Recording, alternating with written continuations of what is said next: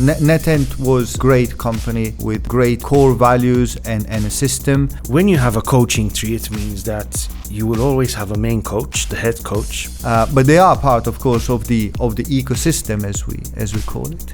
What are the challenges Malta's facing in these next few years? And also, what are the challenges the industry is facing? Why iGaming.eu website and initiative. Good morning, everyone. This is the first in a series of weekly podcasts which will be produced by SiGMA. The SiGMA podcast, first one, as I said today, which will be slightly different from what we're used to on other levels, because we won't just be looking into market developments, what's going on, what are the developments on a legal front, on a compliance front, on a commercial front. But we will be trying to get to know some of the major individuals involved in this sector who have seen the sector grow on many different levels. And we will start to get to know these people. And our very first guest today, and I'm really pleased that he accepted our invite to be the first guest, is Enrico Bradamante.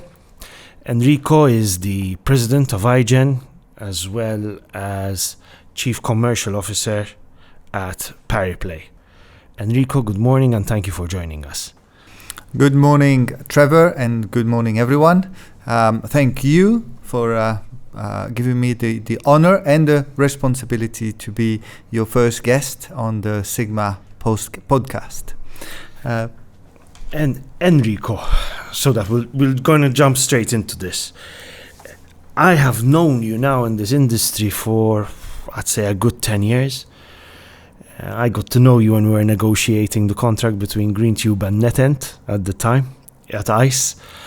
And I was struck by, for you, a handshake was a handshake, and the gentleman's agreement was a gentleman's agreement. In your days as managing director of NetEnt, and now subsequently angel investor, you founded and you're the president of iGen, and now you're at Pariplay. How hard has it been to carry on down that route, the way you negotiate, the way you conduct business? How hard has that been with the times that have changed? I think, as you say, it's now been almost 11 years that I am in Malta, this country that we all love, that has opened its arms to the iGaming industry. And the iGaming industry is a small industry. So to answer your question, it is extremely important, the handshake, the word, the reputation that one builds for good and for bad. And I think over these 11 years, we have seen the industry mature and become more professional. So for me, how easy it has been? For me, it's been relatively easy because this is very much part of my core values and who I am. So building the rapport with the individuals, with the business leaders at the time, the new business leaders. If I reflect back on these 11 years, companies like Leo Vegas, for example, or Casumo, they were small startups when I joined, and now they are industry powerhouses and reference companies. So very, very important this aspect. If we go through your journey, these 11 years in Malta, you started off as managing director of NetEnt. How long were you there for?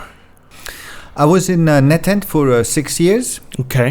From 12 to 18. Mm-hmm. Fantastic years.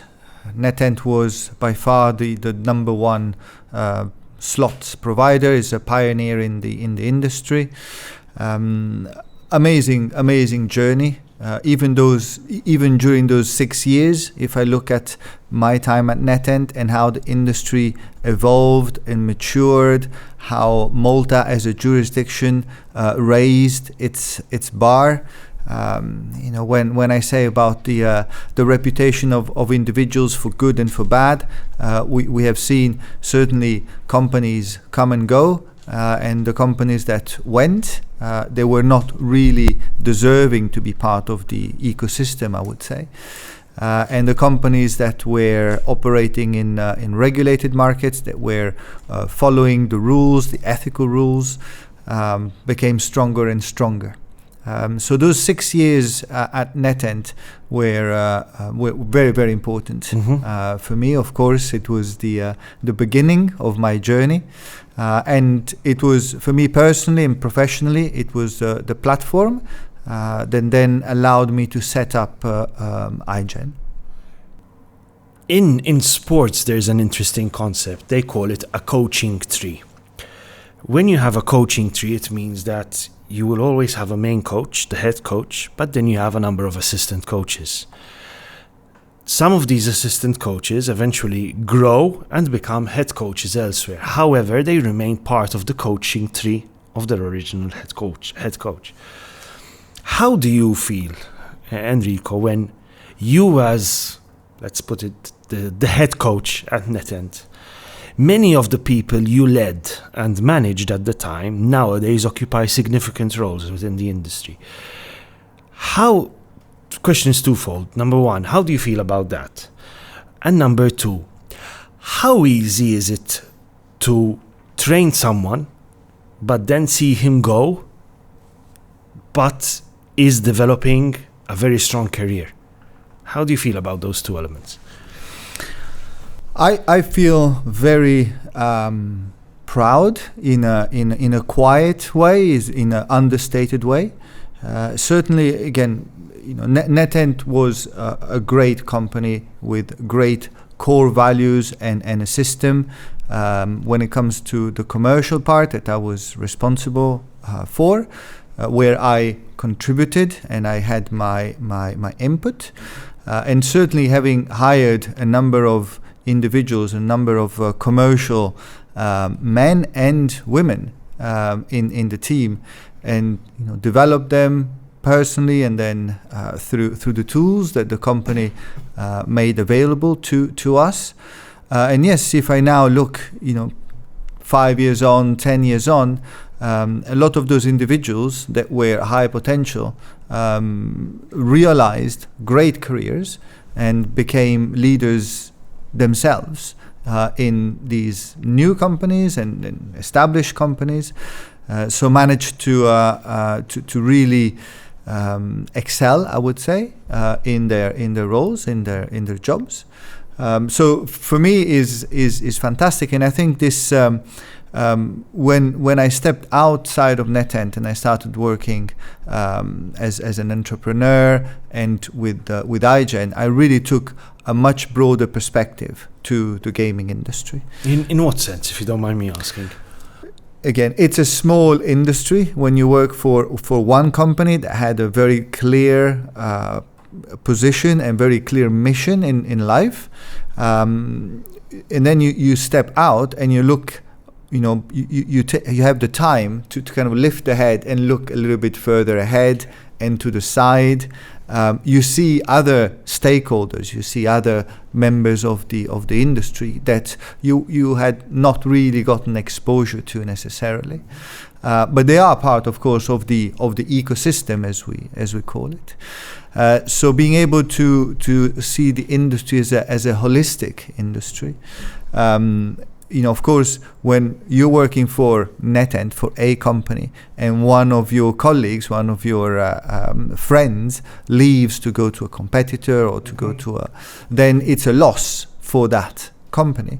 But then that person goes there, and the rapport that you've built remains. And whether they will become competitors or partners or customers or suppliers, this is certainly one of the evolutions. And doesn't also possibly that help, let's say, if you need to have back channels within discussions, negotiations, possible conflict between the two companies?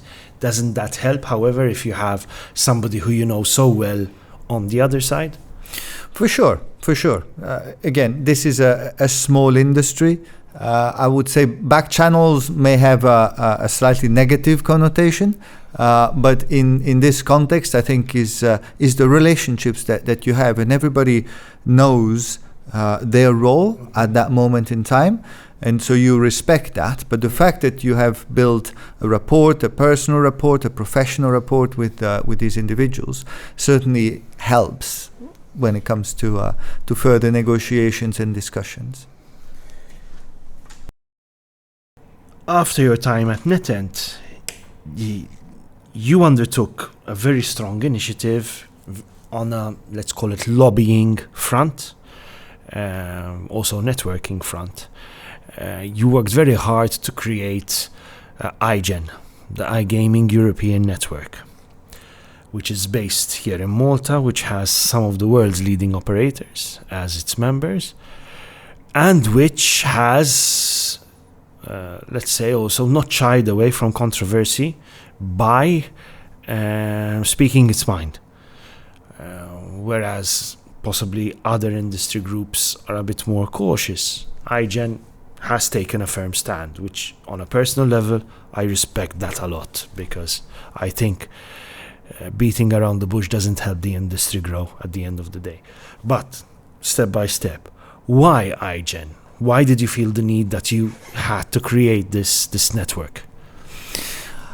So iGen was created 5 years ago. And when I left NetEnt, I had a little bit of time, essentially, on my hand, and I had a network of contacts in the companies. And one of the things that struck me was that as an industry, we love Malta.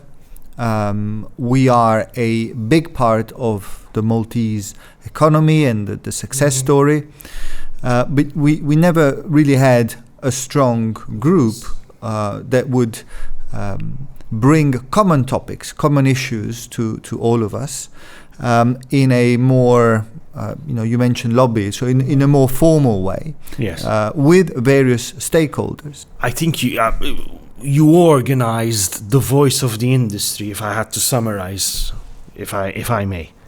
Yes, so this is exactly how I saw it, and there are in any jurisdiction, in any country, there are positives and there are negatives. And the negatives, or the areas of development, those are the ones that we focused on. Some of those were, let's say, internal to the industry. Mm-hmm. Some of those are external, where there are third parties that need to be influenced, they need to be informed, they need to be educated. And so we put a whole list of topics that were wide-ranging in terms of initiatives. Mm-hmm. And then we started working on those. We started setting up meetings with these stakeholders, mm-hmm. Internal meetings, external meetings. And I think over the years we have established ourselves as the voice of the industry, yes, when it comes to I still remember our meeting when you pitched iGen to me, to GreenTube. At the time, we met at a hotel, and the discussion, which was supposed to last 45 minutes, ended up lasting, I think it was almost 2 hours, because we had quite a bit to discuss. And there was a lot. There have been many things which iGen has done. Maybe if I, also for the benefit of who's watching this podcast, what would you classify as one of the biggest wins for iGen to date, but also one of the biggest losses for iGen to date? I think it's so we are a lobby group. We are an influencing group. So there are let's say we put our point across, let's say our requests or our wish list or our desires, but we're not directly achieving and then doing. However, by again educating and influencing and having the conversations, the right conversations at the right level, we can definitely achieve something, I would say. And you mentioned some of the tough conversations that we've had, and we've had a number.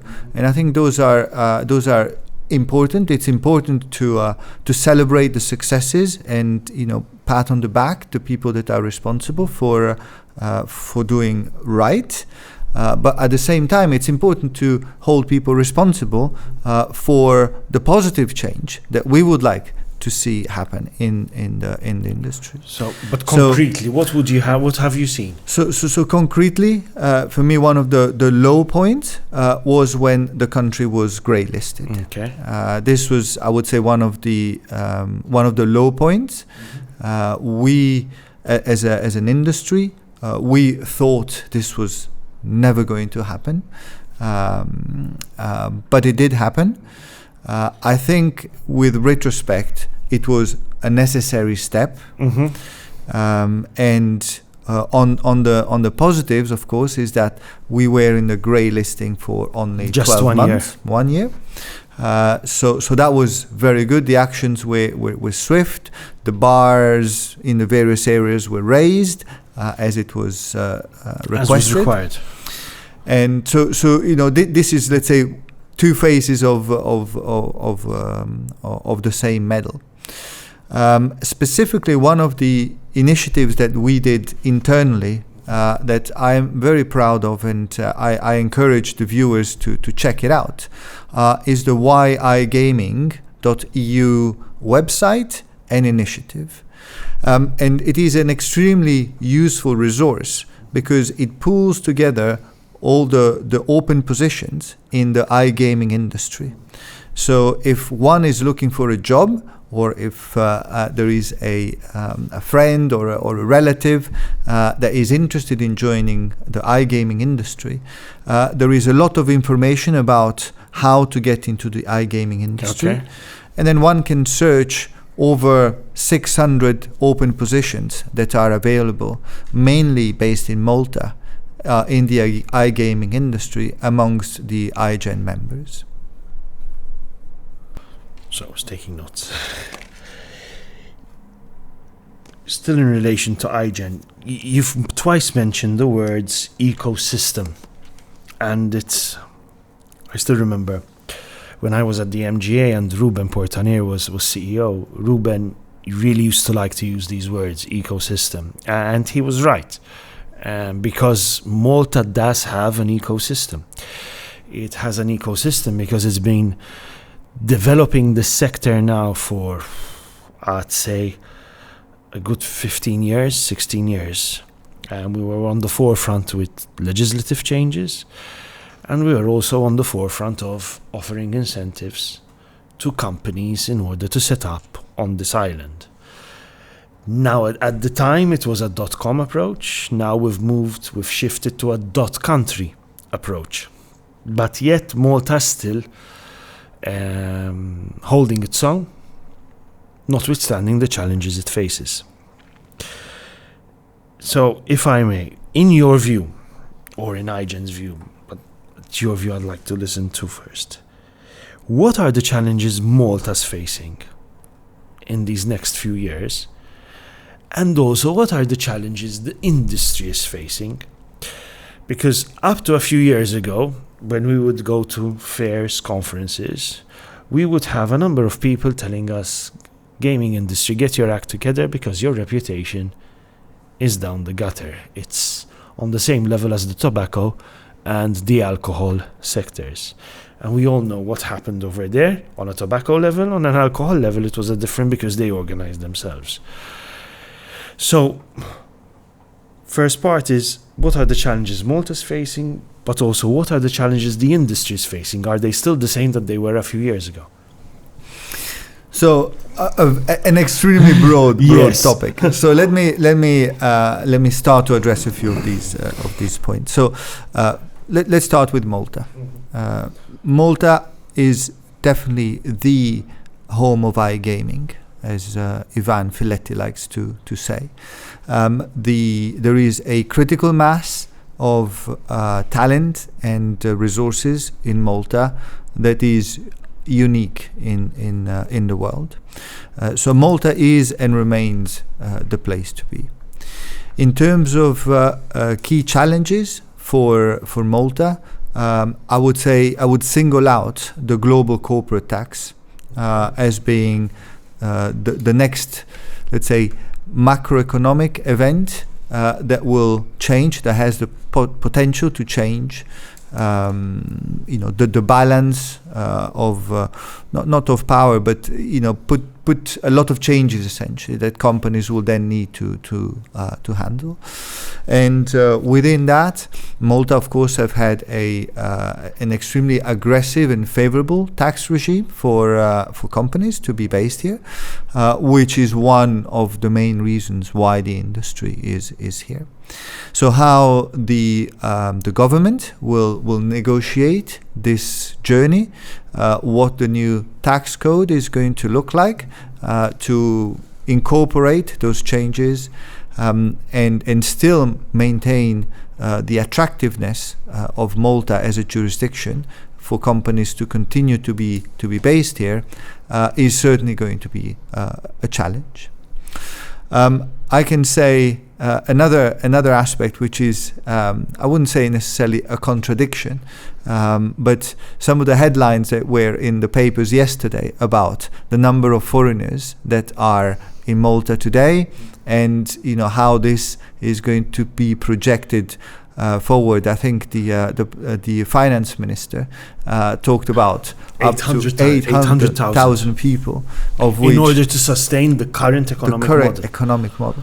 So is that sustainable? This is the question. Can this island take 800,000? Can the island take that many, I would say, people, but especially foreigners? And I'm a foreigner here. I'm a guest in the country, so I can imagine how the local Maltese population will feel about that. For me personally, I lived in many different countries in the world, and I found the diversity that you have in Malta unique and extremely fulfilling. Why unique? Because if you go to, I lived in the UK, I lived in America, and when you go into these countries, the majority of the people that are surrounding you, your colleagues at school, etc., are Americans or British. But you come here to Malta, and the majority of the people, for example, working in the iGaming industry are foreigners. But they're not foreigners from one nation. There are foreigners from many different nations. And the same at school. My girls are going to local schools, and there they have friends from all over the world. So for me, this is very unique and a very important aspect. I actually think that's a very positive thing, because you actually broaden your horizons and you get different views, different ideas, and you get to argue those different views and different ideas. And I think that's how you get personal growth. Absolutely. For sure. But when you see the way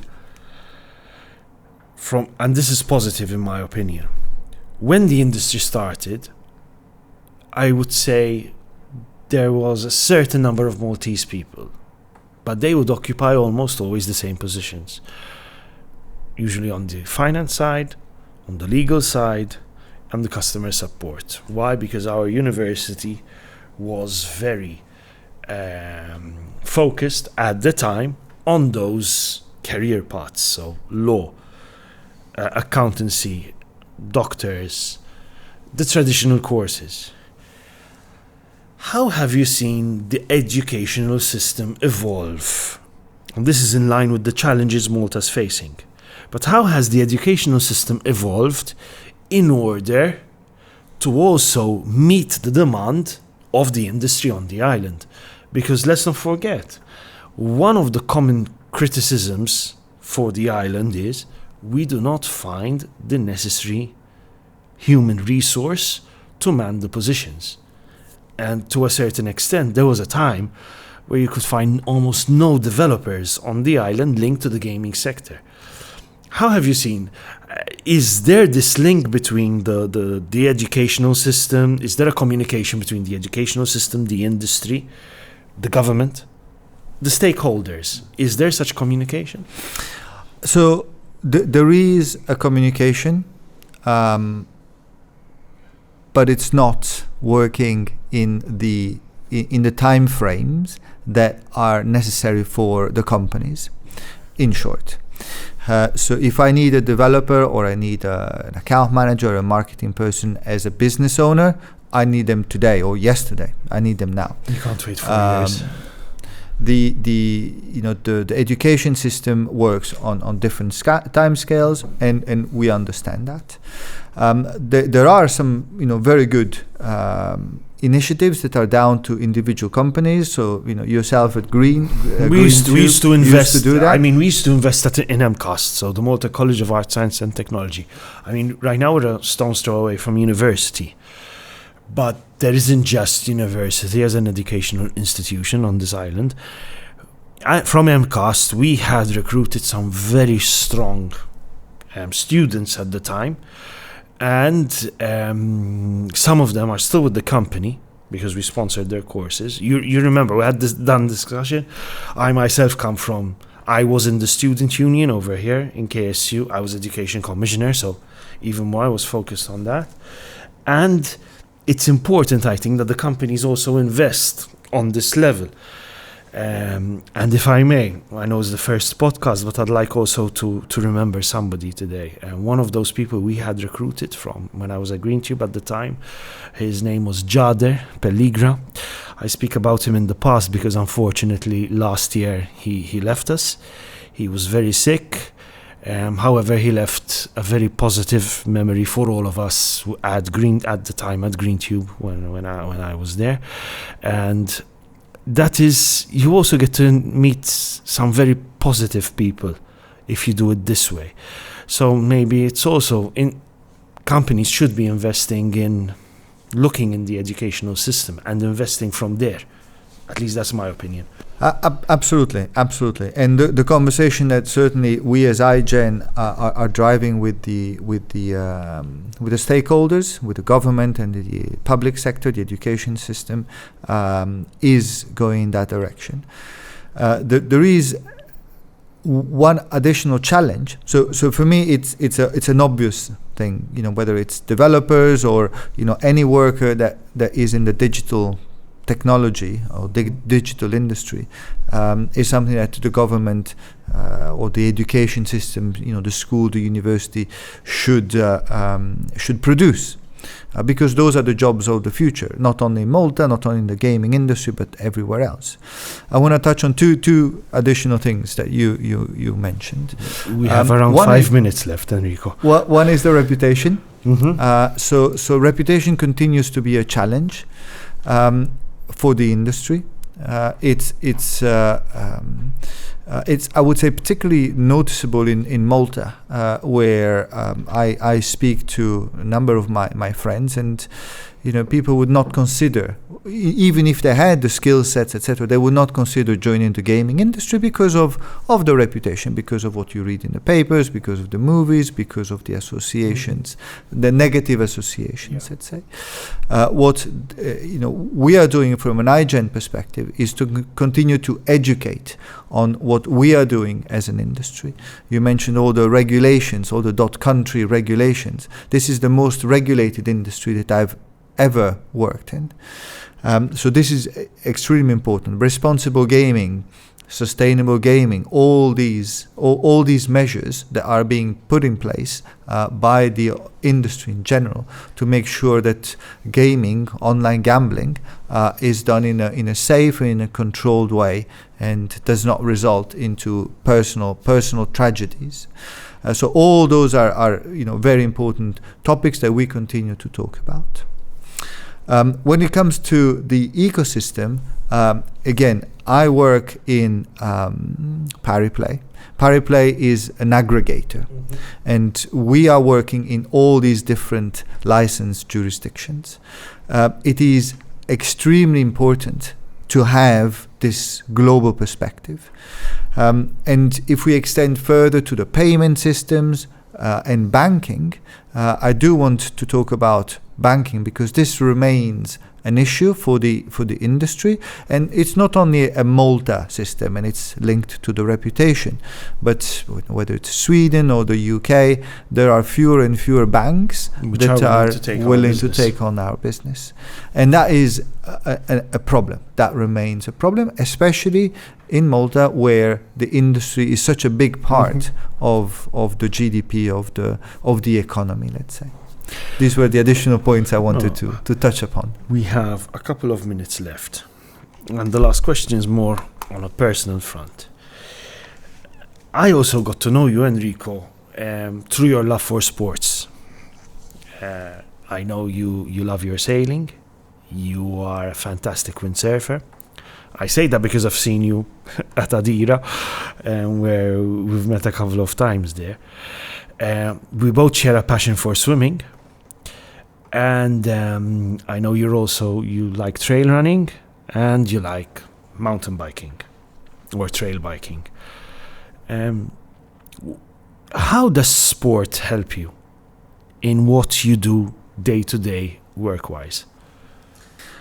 For me, sport is part of keeping the balance, keeping relieving of my stress, because of course these jobs that we're doing, they're stressful jobs. So for me, sport has always been part of my life. I love being in Malta because it allows me to practice all these sports that you mentioned that I am really passionate about. And I think every sports person is very close to environmental issues, and this is another very strong interest of mine. And through iGen, we're also trying to make a difference. And personally, I support and sponsor as many of these wonderful athletes that we have here in Malta. We have Fabio Spiteri, we have Neil Adjus, just to name a few that are doing extraordinary. Neil is actually finishing off his third 12-hour swim as we speak across the road. Incredible. Especially when you look at the hits he got from the jellies these last 2 days. Yes, I have my scars here myself. So, Enrico, it indeed was a pleasure having you as the first guest over here.